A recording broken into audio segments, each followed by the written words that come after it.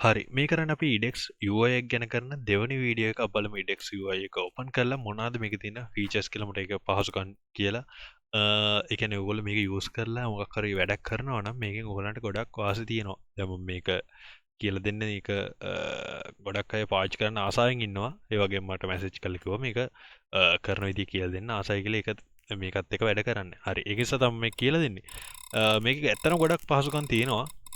දැන් මේක ලස්සන විතරක් නෙමෙයි ඔයගොල්ලෝ බැලුවම පේනවා මේක නිකන් ලස්සනක් තියෙනවා එහෙම කියලා මේ බොරු වැඩක් කියලා නෑ මේක ඊට වැඩි හැතයක් තියෙනවා මේක ඉන්ටර්නෙට් කනෙක්ෂන් එක චෙක් කරගන්න පුළුවන් ඒ වගේම අපේ IP ඇඩ්‍රස් එක බලා ගන්න පුළුවන් මේ වෙලාවේ අසයින් වෙලා තියෙන ඒ වගේම අපිට පුළුවන් මේ වෙලාවේ ප්‍රොසෙස් වෙන දේවල් ටික බලා ගන්න දැන් ඔයගොල්ලෝ මේකට මම පොඩි දෙයක් කියන්නම් මේක ඔයගොල්ලෝ Linux ඔපරේටිං සිස්ටම් එකක් තියෙන එකට ඉන්ස්ටෝල් කරොත් ඔයගලන්ට පුළුවන් Linux එකේ තියෙන CMD එක නෙමෙයි ටර්මිනල් එක Linux වල තියෙන්නේ ටර්මිනල් එක.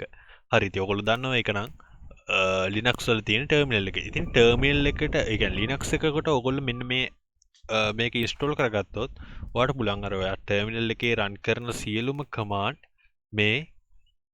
මෙන්න මේකෙත් ඒ කියන්නේ Edex-Ui එකෙත් රන් කරගන්න වෙන මේ ස්ක්‍රීන් එකෙත් රන් කරන්න. මෙතන ඔයා කෝඩ් කර ඔයා Linux වලට Linux එකකට මේක ඉන්ස්ටෝල් කරොත් ඔයාලට පුළුවන් දැන් මේ Linux වල තියෙන සියලුම කෝඩ් මෙතන රන් කරන්න. දැන් මම මේක ඉන්ස්ටෝල් කරලා තියෙන්නේ Windows කම්පියුටර් එකට. ඔයගොල්ලෝ දකින්න ඇති මම මේ ඉන්නේ Windows කම්පියුටර් එකක් ඇතුලේ Windows 10. හරි. ඉතින් මට පුළුවන් දැන් මේකේ CMD එකේ රන් කරන කමාන්ඩ් මේකෙත් රන් කරන්න. හරි. ඉතින් ඔයගොල්ලන්ට තේරෙන්නේ නැති වැඩේ ඔයගොල්ලෝ මේක Windows එකකට ඉන්ස්ටෝල් කරොත් ඔයගලන්ට පුළුවන් Windows වල රන් කරන කමාන්ඩ් Windows වල රන් වෙන කමාන්ඩ් මේක රන් කරන්න. ඒ වගේම Linux වල ඉන්ස්ටෝල් කරොත් ඔයගලන්ට පුළුවන් Linux වල රන් වෙන කමාන්ඩ් මේකේ රන් කරන්න. හරි. ඉතින් මේකේ Teams තියෙනවා. මෙතන බැලුවම Teams ගොඩක් තියෙනවා. ඉතින් මේකේ Teams ඔයගොල්ලෝ දාගන්න පුළුවන්. ඉතින් බලමු මේ team එක දාලා. හරි. ඉතින් මේකේ Teams අපිට ඕන විදිහට වෙනස් කරගන්න පුළුවන්. ඉතින් ඒක ලොගෝ ඒ කියන්නේ අපිටම ඔයගොල්ලෝ JavaScript දැනගන්න ඕන. මම කලින් වීඩියෝ එකත් කිව්වා මේක JavaScript දැනගත්තොත් ඔයගොල්ලන්ට මේ වැඩේ කරගන්න පුළුවන්. යම් දැනුමක් තියෙනවනම්.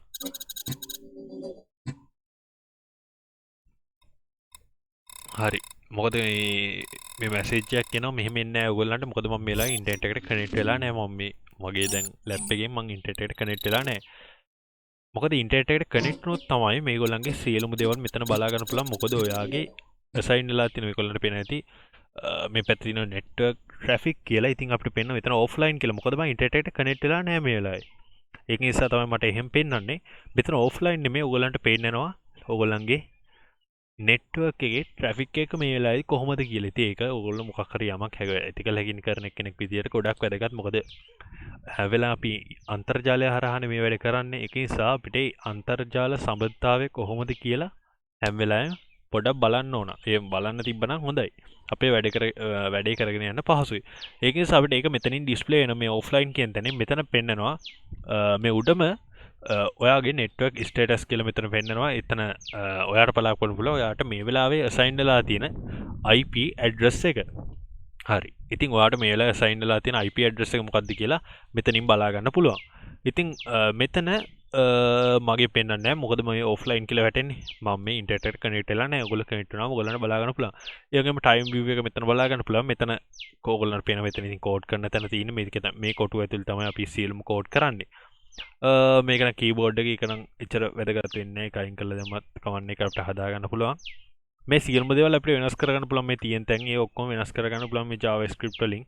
හරි. ඉතින් මේකේ අපි ඉන්න ෆයිල් පාත් එකේ තියෙන සියලුම දේවල් ටික අපිට මෙතන බලා ගන්න පුළුවන්. ඒක ගොඩක් ලොකු වාසියක්. ඒ වගේම අපිට පුළුවන් මෙතනින් ෆයිල් එකෙන් ෆයිල් එකට මාරු වෙන අපේ ලොකේෂන් එක වෙනස් කරන්න අපිට පුළුවන්.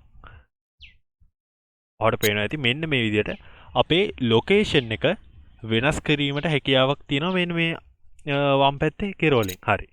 ඉතින් ඔයගොල්ලන්ට මෙතන පේනවා ප්‍රොසෙස් වෙන මේ වෙලාවේ බෑග්ග්‍රවුන්ඩ් එකේ ප්‍රොසෙස් වෙන ඔයාගේ මැෂින් එකේ ප්‍රොසෙස් වෙන සියලුම දේවල්. ඉතින් ඔයාලට පේන ඇති මේ ඔයාගේ PC එකේ ඩෙස්ක්ටොප් එකේ හෝ ලැප්ටොප් එකේ හෝ ඔයා මේ හැකින් වලට පාවිච්චි කරන ඩිවයිස් එකේ මේ වෙලාවේ ප්‍රොසෙස් වෙන සියලුම ප්‍රොසෙසර්ස් ටික මෙතන ඔයාට බලා ගන්න පුළුවන්. මොනවාද හැම ප්‍රෝග්‍රෑම් එකක්ම මෙතන පෙන්නනවා. හරි. ඉතින් මෙමරි එක බලා ගන්න පුළුවන් මෙතනින්. ඒ වගේ මේ CPU usage එක ඒ කියන්නේ ඔයා කොච්චර CPU එක use කරනවද කියලා මෙතනින් ඔයාට බලා ගන්න පුළුවන්. ඔයාට පේනවා ඇති මෙතන සැරේ වෙනස් වෙනවා CPU එක